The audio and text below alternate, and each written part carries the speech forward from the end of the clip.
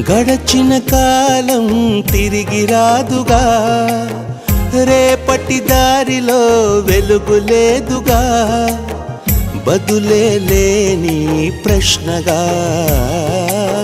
ఎటువైపు కదలలేనుగా. మనసేమో నిన్ను మరువలేదుగా, మరలా నిన్ను కలవలేదుగా, క్షణమో మరణం సాక్షిగా బతికున్నా నువ్వే శ్వాసగా.